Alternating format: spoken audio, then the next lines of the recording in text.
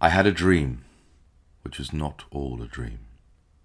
The bright sun was extinguished, and the stars did wander darkling in the eternal space, rayless and pathless, and the icy earth swung blind and blackening in the moonless air.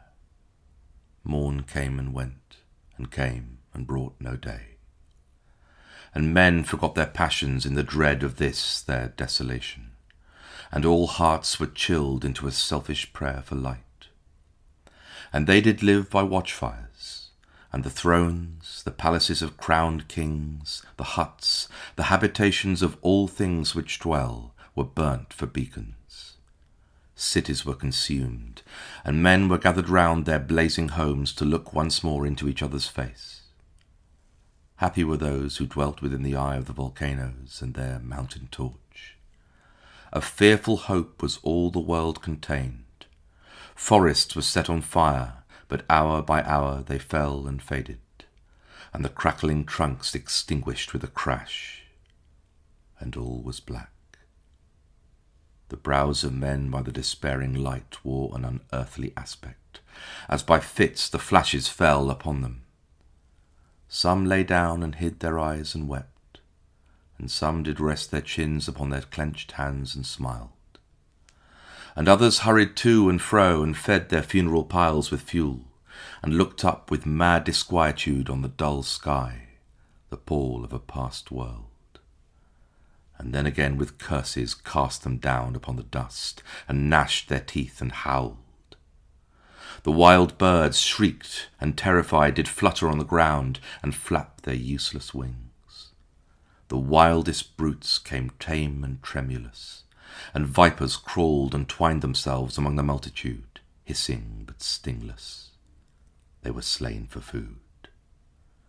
And war, which for a moment was no more, did glut himself again. A meal was bought with blood, and each sate sullenly apart, gorging himself in gloom.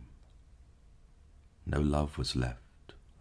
All earth was but one thought, and that was death, immediate and inglorious. And the pang of famine fed upon all entrails. Men died, and their bones were tombless as their flesh. The meagre by the meagre were devoured.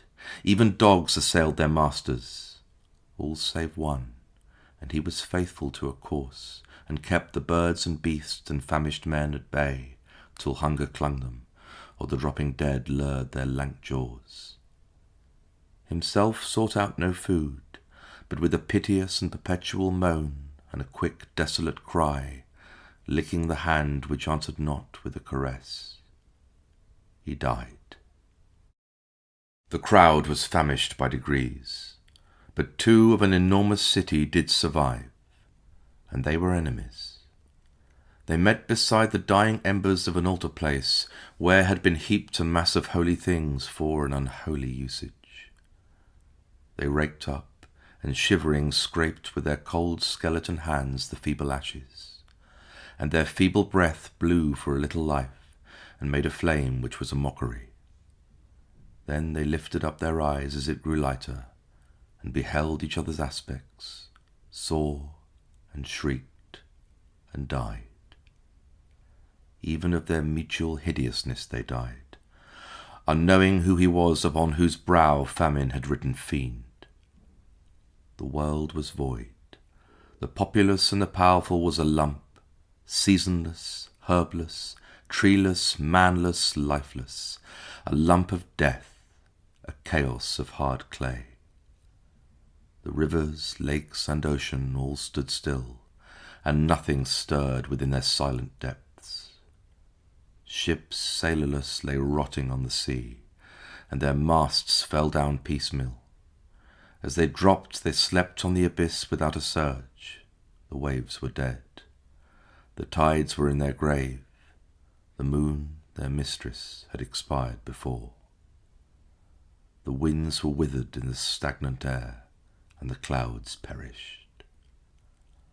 Darkness had no need of aid from them.